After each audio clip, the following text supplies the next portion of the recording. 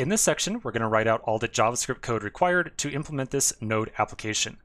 Now, remember, if you're here in this course without a background in Node, or maybe you're not interested in JavaScript at all, that's totally fine. You can skip this section and go to the next section where I've put all the code that we're going to write right now up, then you can just copy paste it over very easily. So again, if you don't want to write out a bunch of JavaScript, just continue into the next section. Otherwise, stick around and we'll get started right now. All right, so to get started, I'm going to flip back over to my terminal. You'll notice that I'm again in a workspace directory of sorts, so I'm no longer inside that web directory that we were working in earlier. Inside of here, we're going to make a new project folder, and I'm going to call it, how about just visits, like so, because that's what this application is doing. It's counting some number of visits. I'm then going to change into that directory, and then I'll open up my code editor inside there.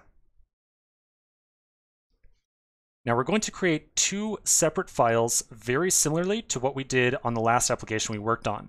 We're going to have a package.json file that's going to record all the dependencies of our application, and then we're going to have an index.js file which will serve as the actual Node server. Let's first make the package.json file. So inside of my root project directory, I'll make a new file called package.json. And then inside of here, we're going to specify some number of dependencies and a scripts section as well. So first we'll do our dependencies. Don't forget that we are going to use double quotes everywhere inside this file. We're going to pull in Express, and I don't really care what version of Express we use, so I'll put an asterisk. And then we're also going to get a second dependency that we did not use previously called Redis. Now, this Redis dependency right here is a JavaScript client library for connecting to a Redis server. So this library right here is how we are going to somehow kind of connect over to our running Redis server and pull information from it and update information inside of it as well. Now for the Redis library, we are going to use a specific version. We're going to get 2.8.0. So that's the two dependencies we're going to need. I'm going to put a comma in, and then we're going to add on a scripts section as well. And very much like we had last time, we'll have a single start script. And anytime we run that, it will actually execute node index.js. All right, so that's it for our package.json file. I'm now going to make a second file that's going to be our index.js file. And that's going to hold all of our actual application code. So I'm going to make a separate file called index.js. And at the top, we're going to require in two separate libraries. We're going to get Express again. And then we're also going to import that Redis library that we just added as a dependency.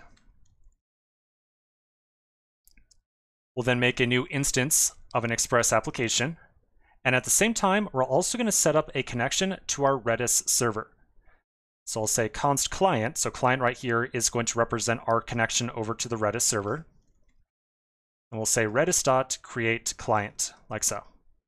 Now we're going to come back and add in a little bit more information to this create client function call right here.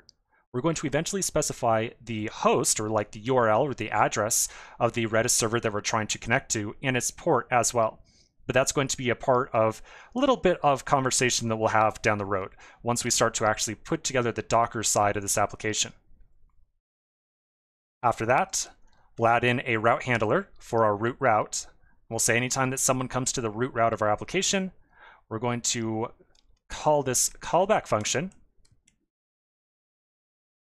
Now inside of here, we're going to attempt to use this client connection over to the Redis server to get the current number of times that our page has been visited.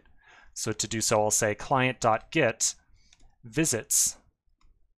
And then as a second argument, we'll add in a callback that gets called with a possible error object and the number of visits that are stored inside of Redis.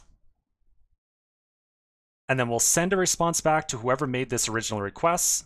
We'll just say number of visits is, and then we'll add on through some simple string concatenation visits, like so.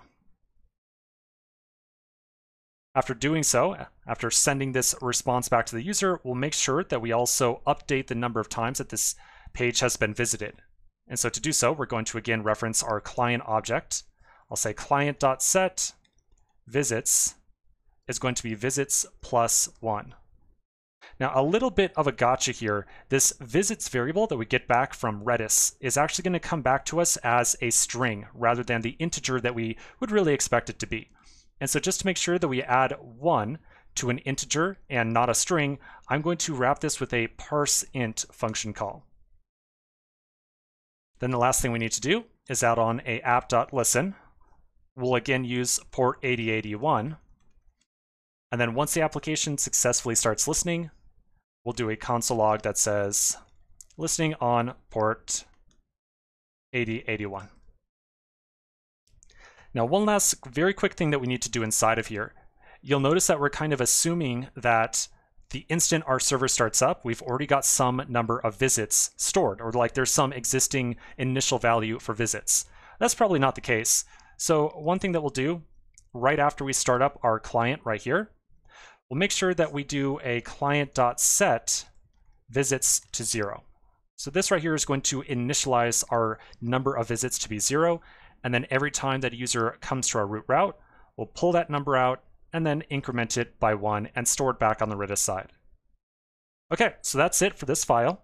That's all the application code that we need to write, with the exception of a little bit of networking stuff that we're going to put inside of here to make sure that we connect to our Redis server. So let's take a quick break right here. We'll continue in the next section, and we're going to continue working on our Docker setup.